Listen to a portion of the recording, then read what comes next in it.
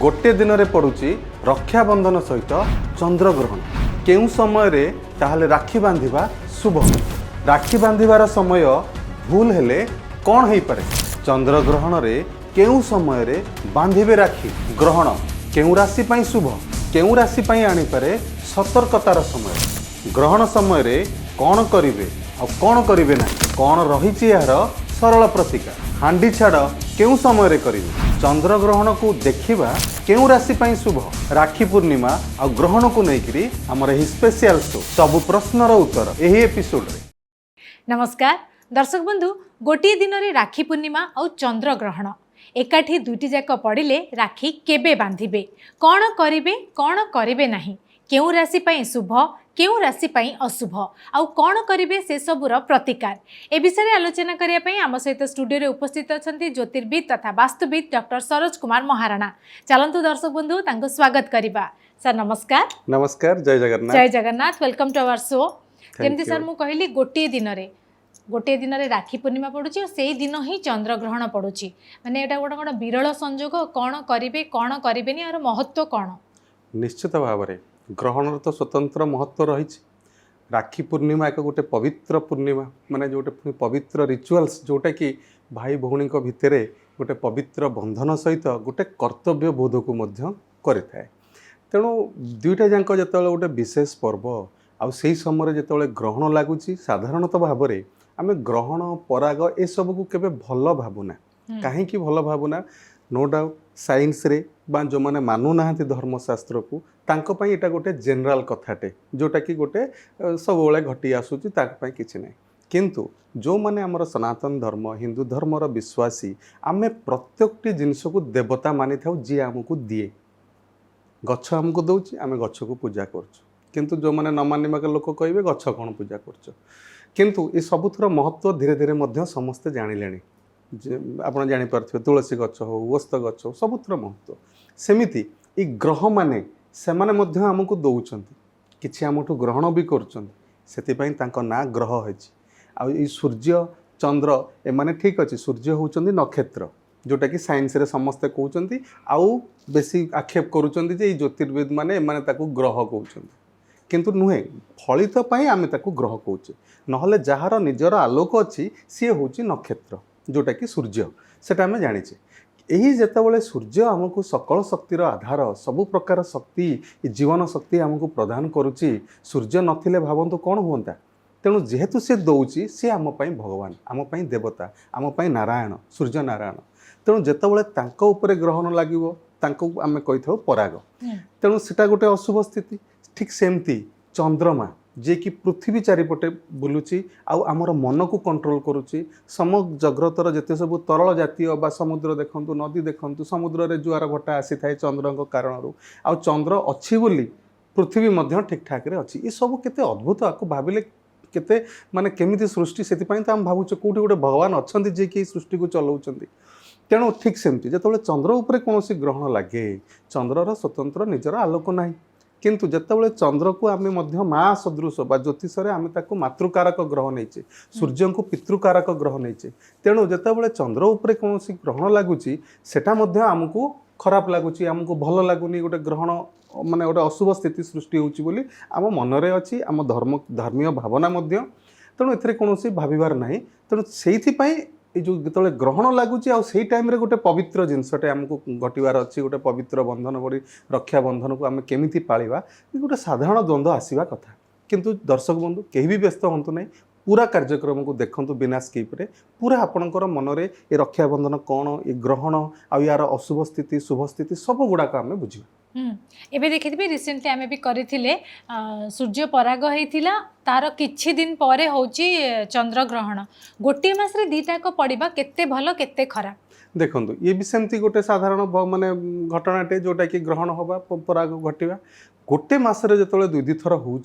निश्चित भाव में यार गोटे प्रभाव आमर ज्योतिष शास्त्र मतरे राशि मान यार प्रभाव निश्चित भाव में पड़े। आ राशि माने को माने कि आम ही आम समस्ते आम तो गोटे डिवाइड कराई विभिन्न राशि मात्र तेणु ये जीवजगत उपर तार प्रभाव रही जमती कि ग्रहण सप्ताह जाक विभिन्न प्रकार शुभ कार्य को बारण कराए कहीं तार प्रभाव अच्छी। ग्रहण टाइम रे किसी माने देखो अशुभ स्थिति जो मैंने गर्भवती महिला रही प्रभाव रोचे आखिरे खराब हम बोली सूर्य परागर तो स्पेशल ग्लास कथा साइंस माने कहते आम तो कहूँ तार प्रभाव रही सेमती चंद्र ग्रहण में कौन प्रकार असुविधा ना ताकू देखापी खाली आखिरे तेणु आगुक आम आलोचना करवा कौन राशि देखिपारे कौन करें से विषय आलोचना करवा। तो जितेबाला माने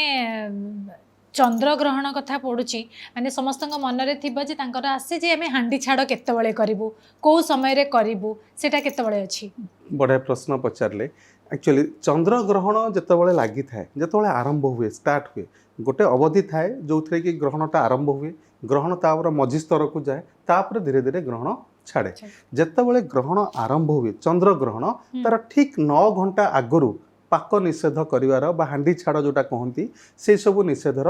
नीति नियम रही आम शास्त्र रे तेणु 9 घंटा पूर्वर ग्रहण लगिवार आमर हांडी छाड़ कराए देवनीति को मध्य निषेध कराए किंतु जितेबाला सूर्य पराग थाए सेटा 12 घंटा पूर्वर होता है तेणु जेहेतु एथर चंद्र ग्रहण होची 9 घंटा पूर्वर हांडी छाड़ पाक निषेध देवनीति ये सब गुड़ाक बंद रही। जितेबाला माने एबे बेसी चलची ना जे भद्रा काल कहले कौन बुझा जाए कहीं ताकू नहीं कि एते चर्चा आज्ञा देखो भद्रा काल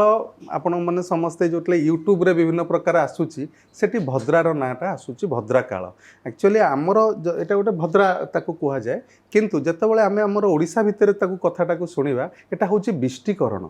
कहीं आमर शास्त्र रे ज्योतिष शास्त्र रे पंचांग बोली गोटे अच्छी पंचांग कौन आज पंचांग बोली आमे कहि थाउ पंचांग माने 5टी अंग कौन 5टी अंग ना तिथि जमती कि प्रतिपदा द्वितीया तृतीया चतुर्थी सब है तिथि सेमती रही 12 सोमवार मंगलवार बुधवार दुईटा गला तिथि 12 नक्षत्र जमती कि अश्विनी नक्षत्र द्विजा नक्षत्र कृतिका नक्षत्र एमती नक्षत्र भोग होची तेणु ये गला तिथि 12 नक्षत्र सेमती रही जोग आ गोटे रही करण ये 5टी होची अंग पंचांग सेमती जोग कौन जोग होची सही सूर्य आउ चंद्रर दूरता को लेकर जोग आ करणर कैलकुलेशन करा जायछि तेणु ये जोग जमती शोभन जोग आयुष्मान जोग शुभ 27टी जोग रही 27टी जोगरु केते गुडे जोग शुभ केते गुडे जोग अशुभ जमती आम गोटे दिन कौन गोटे बहटे करवा कि कौन गोटे पूजा अर्चनाटे करवा गृह प्रवेश करवा भूमि पूजा करवा ये सबुथर गोटे तिथि 12 नक्षत्र जोग करणर गोटे माने कॉम्बिनेशन हेकरी गोटे मुहूर्तर कैलकुलेशन करा जाए आहरी मध्य गुड़ाए पार्ट रही कि विशेष करके आको करा जाए सेमतिया शुभ जोगरे जो कार्य करा जाए तार रिजल्ट शुभ होता है सेमती शुभ करण रे जो कार्य करा जाए थाए से सब शुभ होता है सेमती अशुभ भी जोग रही अतिगंड जोग गोटे अशुभ व्यतीतपात जोग से गोटे अशुभ यही स्थिति जन्म ग्रहण कले तार स्वतंत्र पूजा अर्चना रही केमती शांत करा जाए से देखिए जो माने जातक भल गुड़े शुभ जोग सब प्रकार थाई कि अशुभ स्थिति होता है कहीं बहुत छोट जिनसटे ज्योतिषर बेले बेले भूली जाती लोक कैलकुलेशन को कौन जदि गोटे अतिगंडरे जोग हो जाए जोगरे जन्म होती जो टाइम जन्म होती से टाइम जोगर समय चली कौन ना अतिगंड जोग किंबा व्यतीतपात जोग ये सबुथर जोग हेले कौन कौन घटना घटियो ता शास्त्र में लिखाई तार शांति विधान करने द्वारा शुभ होता है सेमती आसवा करण करण रे केबे सुनिथिबे जेमती आज कौन बिजनेस केबे आरंभ करवा ना से दिन पांजी देखला बेलू जो वाणिज्यकरण थी तेल वाणिज्यकरण अधिपति देवी होचंदी माँ लक्ष्मी से वाणिज्य करण में वाणिज्य आरंभ करने कहुए से लिखाई थे जो जो डेट्रे देखिए शुभ थी आज वाणिज्य आरंभ करें बेपार आरंभ करें से दिन वाणिज्यकरणटी थी ठीक सेमितिया वाणिज्यकरण जदि शुभ ताहले एमती अच्छी 7टी आपणकर माने करण जोटा कि रिपीट हुए आउ 4टी करण अच्छी टोटाली 11टी करण 11टी करण 4टा हूँ स्थिर करण ताकू आमर माने आमर चेंज हुए ताकू एक्टिव रे निया जाएनी 7टी करण से गुड़ाक अच्छी बब बाड़ब तैतिल ये सब जो करण जमी रही है भितर रही गोटे बिष्टिकरण बिष्टिकरणटा हूँ अशुभ जोटार देवता होचंदी जम तेणु बिष्टिकरण रे जेकोसी शुभ कार्य करेंगे तार रिजल्ट हूँ मृत्युतुल्य कष्ट अर्थात ନଲିଫାଏ ହେଇଗଲା ବା ତାର ଶୁଭଟା ନଷ୍ଟ ହେଇଗଲା। ସେଇ ଯେଉଁ ବିଷ୍ଟିକରଣ ଆମେ କହୁଛେ ସେଇଟା ସ୍ୱତନ୍ତ୍ର। ଦେଖନ୍ତୁ ପ୍ରାନ୍ତ ଅଭ୍ରାନ୍ତିରେ ବହୁତ ଗୁଡ଼େ ନା ଟିକେ ଏପଟ ସେପଟ ହୁଏ। ଆପଣ ଯେଉଁ ଦେଖୁଥିବେ ଯେ ରାକ୍ଷୀ କାଳ ଏଥର ଭଦ୍ରା କେତେବେଳେ ଭଦ୍ରା ରହୁଛି କେଉଁଠି ତାର ମୁଣ୍ଡରେ ନା ଲାଞ୍ଜରେ ନା କେଉଁଠି, ତ ଭଦ୍ରାକୁ ଗୋଟେ କରାଯାଇଛି ସେଇଭଳିଆ ଜିନିଷ ଯେଉଁଟାକି ବିଷ୍ଟିକରଣ। ସେଇ ବିଷ୍ଟିକରଣଟାରୁ ବାଦ ଦେଇକିରି ରାକ୍ଷୀ ପୂର୍ଣ୍ଣିମା କରିବା କଥା। ସେଟା କିନ୍ତୁ ଏଥର ଆପଣଙ୍କର ଅସୁବିଧା ହେଉନି 28 ତାରିଖରେ, ଯେଉଁଟାକି 27 ତାରିଖ ଦିନ ରାତି 9ଟା ବେଳକୁ 9:19 ସରିଯାଉଛି, ମାନେ ଆମର ଯେଉଁଟା ବିଷ୍ଟିକରଣ। ତେଣୁ କିଛି ଅସୁବିଧା ନାହିଁ। ତେଣୁ ଏଥର ଭଦ୍ରା ରହୁନି, ଯେଉଁଟାକି ଆପଣ ସାଧାରଣ ପ୍ରଶ୍ନ ପଚାରୁଛନ୍ତି ଭଦ୍ରା, ତାହେଲେ ରାକ୍ଷୀ ପୂର୍ଣ୍ଣିମା ଯେଉଁଟା ଆମେ 28 ତାରିଖ ଦିନ ପାଳନ କରିବା ସେଦିନ ଭଦ୍ରାର କୌଣସି ପ୍ରକାର ଅଶୁଭ ସ୍ଥିତି ନାହିଁ। এটা ক্লিয়র ଆପଣ ହେଇଯାଆନ୍ତୁ। তাহলে কাହିଁକି কনফ্ୟୁଜনটা ହେଉଛି ଯେ ରାକ୍ଷୀ ପୂର୍ଣ୍ଣିମା ଆମେ କେବେ କରିବୁ, 27ରେ କରିବୁ ନା 28ରେ କରିବୁ? ଦେଖନ୍ତୁ ଏସବୁ କ'ଣ ହେଉଛି, ଆମର ପୃଥିବୀର ଯେଉଁ ଯଦି ଦେଖିବା ରୋଟେସନଟା 360 ଡିଗ୍ରୀ, ଆଉ ପୃଥିବୀ ଏମିତି ସିଧା ହେଇକିରି ନାହିଁ, ଟିଲ୍ଟ ହେଇକିରି ଅଛି ବୋଲି ତାର ଆକ୍ସିସ୍ରେ ଋତୁ ହେଉଛି, ସବୁ ପ୍ରକାର ଦିନ ରାତି ସବୁ ପ୍ରକାର ହେଉଛି। ଯଦି ସବୁ ସିଧା ଆଉ ସମାନ ଭାବରେ ଚାଲନ୍ତା, ଆଉ ତାର ଯେଉଁ ଘୂର୍ଣ୍ଣନ ପଥଟା ହେଉଛି ଏକ୍ଲିପ୍ଟିକାଲ ବା ଅଣ୍ଡାକୃତି, ଗୋଲ ପୁରା ନୁହେଁ, ଠିକ୍ ଅଛି। ସେଥିପାଇଁ ଏଇ ଯେଉଁ ସବୁ ଆଙ୍ଗୁଲାର ସେପାରେସନ୍ ଗୁଡ଼ାକ ସବୁଦିନ ସମାନ ଭାବରେ ପଡ଼େନି। ସେମିତି ତିଥି ଆଜି ଯଦି ଗୋଟେ ସକାଳେ ଆରମ୍ଭ ହେଲା ଏକ୍ଜାକ୍ଟ ତା ପରଦିନ ପୁଣି ତା ପରଦିନ ଆଉ ଗୋଟେ ତିଥି, ତା ପରଦିନ ଆଉ ଗୋଟେ ତିଥି, ତା ପରଦିନ ଠିକ୍ ଟାଇମ୍ରେ ଗୋଟେ ଗୋଟେ ନକ୍ଷତ୍ର ପାସ୍, ଏମିତି ହୁଏନି। ସେ କାଲକୁଲେସନ୍ ହଉ ହଉ ଗଡ଼ିଯାଏ। ଠିକ୍ ସେମିତି 27 ତାରିଖ ଦିନ ଯଦି ଦେଖିବା, ଅଗଷ୍ଟ 27 ତାରିଖ ଦିନ ଆମର ଯଦି ପୂର୍ଣ୍ଣିମା ଆରମ୍ଭ ହେଉଛି ତାହା ହେଉଛି ସକାଳ 9ଟା ବେଳେ ଆରମ୍ଭ ହେଉଛି, 9ଟା 9 ଭିତରେ ଆରମ୍ଭ ହେଉଛି। ତାପରେ ସରୁଛି କେତେବେଳେ ନା ଶୁକ୍ରବାର ଦିନ ବା 28 ତାରିଖ ଦିନ ସକାଳ 9:48 ପର୍ଯ୍ୟନ୍ତ। ତେଣୁ ଏଇ ସମୟରେ ପୂର୍ଣ୍ଣିମା ରହୁଛି, 2 ଦିନ ବ୍ୟାପ୍ତ ରହିଲା। କେଉଁ ଦିନ ରହିଲା? 27 ତାରିଖ ଦିନ ରହିଲା ସକାଳ 9ଟାରୁ 9ରୁ ଆରମ୍ଭ, ପରଦିନ 9:48 ପର୍ଯ୍ୟନ୍ତ। ସେଥିପାଇଁ କନଫ୍ୟୁଜନ୍ ବେଳେବେଳେ ଆସେ ଯେ ପୂର୍ଣ୍ଣମୀ ତ ରହୁଛି 27 ତାରିଖ ଦିନ, କାହିଁକି ସେଦିନ ପାଳନ କରିବାନି, ଆମର ସେଦିନ କରିବା ନା 28 ତାରିଖ କରିବା? ଦେଖନ୍ତୁ ଏଇଠି କ୍ଲିଅର ହୁଅନ୍ତୁ, ଆମର ଧର୍ମଶାସ୍ତ୍ରରେ ଲେଖା ହେଲା ଯେତେବେଳେ ଆମ ବିଭିନ୍ନ ପ୍ରକାର ଶୁଭ ସବୁ କାର୍ଯ୍ୟ କରିଥାଉ, ଆମର ଉଦୟା ତିଥି ବୋଲି ଗୋଟେ ଅଛି। ଅର୍ଥାତ୍ ଯେତେବେଳେ ସୂର୍ଯ୍ୟ ଉଦୟ ସମୟରେ ଯେଉଁ ତିଥି ଭୋଗ ହେଉଥିବ, ଆମେ ସେଦିନ ପଛେ ଘଣ୍ଟାଟେ 1.5 ଘଣ୍ଟା ଥାଉ, ପୁରା ତିଥି ଭୋଗ ନ ହେଉ, କିନ୍ତୁ ଆମେ ସେଇ ଦିନକୁ ସେଇ ପୂଜା ଗୁଡ଼ାକ କରିବା। କେତେ ଗୁଡ଼ିଏ ଅଛି, ଯେମିତିକି ଆଉ କେତେ ଗୁଡ଼ିଏ ପୂଜା ଅଛି ଯେଉଁଟା ରାତ୍ରି ପୂଜା,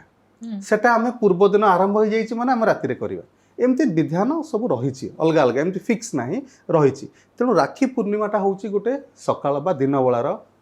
ନୀତି, ତା ସହିତ ଏଇଟା ଗୋଟେ ଶୁଭ କାର୍ଯ୍ୟ। ଏଇ ଶୁଭ କାର୍ଯ୍ୟ 27 ତାରିଖ ଦିନ ସୂର୍ଯ୍ୟ ଉଦୟ ସମୟରେ ପୂର୍ଣ୍ଣିମା ରହୁନି, ସୂର୍ଯ୍ୟ ଉଦୟବାର 3 ବା 9ଟା 9ରୁ ସକାଳରୁ ଆରମ୍ଭ ହେଉଛି। ଯେହେତୁ ସକାଳେ ନାହିଁ, ଆମେ କୌଣସି ହିସାବରେ ପୂର୍ଣ୍ଣିମା ତିଥି 27 ତାରିଖ ଦିନ ବୋଲି ତାର କୌଣସି ପ୍ରକାର ଏଇ ଯେଉଁ ଶୁଭ କାର୍ଯ୍ୟ ରକ୍ଷାବନ୍ଧନ କରିବା ନାହିଁ। 28 ତାରିଖ ଦିନ ଯେହେତୁ ସକାଳ 9:48 ପର୍ଯ୍ୟନ୍ତ ପୁରା ପର୍ଯ୍ୟାପ୍ତ ସମୟ ରହିଛି ଆମକୁ ସେ ତିଥିର ମାନେ ପୂଜା ଅର୍ଚ୍ଚନା ଯାହା ବି କିଛି ଆମେ ରୀତିକାନ୍ତି ସବୁ କରିବା, ସେଟା ଯେହେତୁ 9:48 ପର୍ଯ୍ୟନ୍ତ ରହୁଛି, ଆମେ ଶୁକ୍ରବାର ଦିନ ହିଁ ରାକ୍ଷୀ ପୂର୍ଣ୍ଣିମାକୁ ପାଳନ କରିବା। ମାନେ ଯେଉଁ କୁହନେ ଆମେ କେଉଁ ସମୟରେ ରାକ୍ଷୀ ବାନ୍ଧିବୁ ଯେଉଁଟା ଆମ ପାଇଁ ସବୁଠୁ ଶୁଭ ହେବ, ସେ ସମୟଟା କ'ଣ? ଠିକ୍, ବଢ଼ିଆ କ୍ୱେଶ୍ଚିନ୍।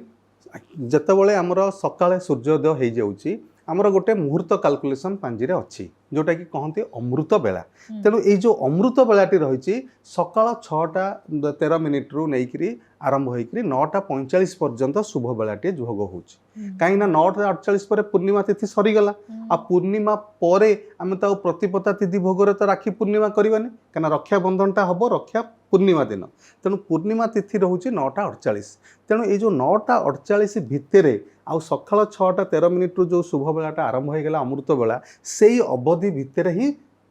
ଯଦି ଆପଣ ରାକ୍ଷୀ ମାନେ ବାନ୍ଧୁଛନ୍ତି ତାହେଲେ ବିଶେଷ ଶୁଭ ଫଳ ମିଳିଥାଏ। କାହିଁକିନା ଏଇଟା ଗୋଟେ ଶୁଭ ପରମ୍ପରା। ଆମେ ଭାଇଙ୍କ ଉପରେ ଯେତେବେଳେ ରାକ୍ଷୀଟେ ବାନ୍ଧୁଛେ, ଗୋଟେ ଝିଅଟେ ସେ କେତେ କାମନା ଶୁଭ କାମନା ନେଇକରି ହିଁ ବାନ୍ଧୁଛି, ଆଉ ଭାଇଟି ତାର କର୍ତ୍ତବ୍ୟ ବୋଧର ପରାୟଣ ମଧ୍ୟ ତାକୁ ମେହସୁସ୍ ହେଉଛି କି ମୁଁ ମୋର ଭଉଣୀ ପ୍ରତି କ'ଣ କର୍ତ୍ତବ୍ୟ ହେବା ଦରକାର। ଏଇଟା ଗୋଟେ ମାନେ ଶାସ୍ତ୍ରୀୟ ପରମ୍ପରା ନୁହେଁ, ଗୋଟେ ଭାବନାର ମଧ୍ୟ ପରମ୍ପରା, ଯେଉଁଟାକି ଅତି ସୁନ୍ଦର ପବିତ୍ର ଏଇ ପରମ୍ପରା। ତେଣୁ ଆମର ଏଇ ଯେଉଁ ଟାଇମ୍ଟା ରହିଲା ସକାଳ 6:13ରୁ ନେଇକରି 9:45 ଭିତରେ ଆପଣ ରକ୍ଷାବନ୍ଧନଟା କରିଦେବା କଥା। ତାପରେ ବି ରହିଛି ଅମୃତ ବେଳା, କିନ୍ତୁ ତାପରେ ପୁଣି ରାହୁକାଳର ସମୟ ରହୁଛି, ପୁଣି ପୂର୍ଣ୍ଣିମା ତିଥି ସରିଯାଉଛି। ତେଣୁ ଆମେ ସେଟାକୁ ବାଦ ଦେଇଦେବା। ସକାଳ ଟାଇମ୍ଟାକୁ ଦର୍ଶକ ବନ୍ଧୁ ପୁରା ନୋଟ୍ କରନ୍ତୁ, ସକାଳ 6:13ରୁ ନେଇକରି 9:45 ଭିତରେ ହିଁ ଆପଣ ରାକ୍ଷୀ ବାନ୍ଧିବା ମାନେ ଯେଉଁଟା ରିଚୁଆଲ୍ସଟାକୁ କରିନେବାଟା ବହୁତ ଭଲ ଆପଣଙ୍କ ପାଇଁ ରହିବ। माने अल्पे बहुत लोक जो मैंने आमको देखुवे जानी थे राखी पूर्णिमार महत्व कौन आपण कही दिंतु माने तार कौन कहले जमी माइथोलोजिकल लोक टे सरल भाषा बुझे जो मैंने एबका पीढ़ी अच्छा जो मैंने जानी ना आम मध्यम से जानी पारे निश्चित भाव में देखो माइथोलॉजी स्टोरी बहुत अच्छी लंबा अच्छी ता भीतर को आम जीवानी खाली साधारण हिसाब से कहीदे जितेबाला द्रौपदी वस्त्रहरण महाभारत में होता कि साइंस पिला हूँ सब यंगस्टर समस्ते जानते महाभारत तेणु भगवान श्रीकृष्ण बंचई तेणु जो माँ माने द्रौपदी डाकी सेफ जो निजर जो ये अवस्था मुक्त करने डाकिले से आशीर्वाद द्वारा से बंचई तेणु यहाँ गोटे भितर भाई भौणी गोटे प्रकार आम संपर्क को बुझा सेबेठू जदि कहुच्छी महाभारतर से कालर ही रक्षाबंधन स्थिति आरंभ होती आहरी गोटे मैथोलोजिकल रही जे माँ लक्ष्मी नारायण को आने कहीं बलि राजा नहीं भगवान विष्णु को नहीं जाते पाताल रखी तेणु सी आसीपारे यहाँ गोटे पुणी लंबा स्टोरी अच्छी जानापी खाली ये जानतु जे बलि राजा पाखु भगवान विष्णु को पाइबापी माँ लक्ष्मी बलि राजा हाथ में रक्षाबंधन बा सूता बांधि तेणु बांधिक निजर से भौणी बोली करते तेणु भौणी हिसाब से मागिले जे भगवान तेणु बलि राजा कहले मु कौन देवी कह से से मागिले मो भगवान विष्णु को दियो से रूप चेंज करके आसते से जानीपारे जे मु देवाक पड़ो तेणु से हिसाब से देते सेबठू गोटे रिचुआल्स चली आसूची कि माँ लक्ष्मी निजर भौणी हिसाब से आउ बलि राजा को भाई हिसाब से करके जो रक्षा सूता बांधिले ता बदल रे भाई तांको देले जेहेतु विष्णु भगवान को से नहीं जाइथिले पाताल लोक को से दे देथिले एमती हमर एई भली कथा कहानी अच्छी जोटा कि कर्तव्य बोध कराए जे भौणी प्रति कौन आ भौणीर कर्तव्य भाई प्रति किसी गोटे शुभ मनासिबा या कर्तव्य जमती आप कहले ना राखी पूर्णिमा माने गोटे जो कहते गोटे सूता सूतारे ही थाए सब किछि बांधे संपर्क आजिकल मार्केट रे बहुत प्रकार राखी मिलूची तो जो मैंने आम कार्यक्रम देखते से जाना चाहिए कौ राखी किणवा भल कि खराब एमती खराब तो किसी न थाए किंतु कौ राखी किणले भल देखो राखी हिसाब से जेहेतु परंपरा साधारण हिसाब से आपड़ जो रक्षा सूताटे अच्छी ताकू भी जदि भावना रे गुड़े दौरान से राखी राखी अर्थ गोटे रक्षा कवच गोटे रक्षा सूता जोटी भौणीटे तार भाई को से रक्षा कवच तार डाहाण हाथ में मन रखते डाहाण हाथ में ही बांधा कथा ये सब जिनस लिखा अच्छी कि डाहाण हाथ में ही सब बांधि तेणु बांधि पारे तापर विभिन्न प्रकार राखी आसीगला जमती आप मेटाल्स रूपार राखी सुनार राखी जार जिते धन अच्छी जी जो भाई चाहिए बनईकि बांधि पार मार्केट में विभिन्न डिजाइनर सब आसीगला तेणु सब जिनस गोटे से डिजाइन पिंधि पारे किंतु एमती किसी नहीं केबे पचारे जे मु नील सूतारे बांधिबी कि नाली सूतारे बांधिबी कि हलदिया सूतारे ये सब बेले शुभ कलर होची नाली हलदिया देखिए रक्षा सूतार कलर मध्य से भाया तेणु यही सूता थाईकि जो राखीर डिजाइन स्टाइल जमती होता आपन तांको पिंधु किंतु कला सूता नील सूता आपको धारण करी देखिए केबे भी हेले पिंधिबा कथा नुहे। दर्शक बंधु आमर एही स्पेशल एपिसोड को एठी रखुछु नमस्कार।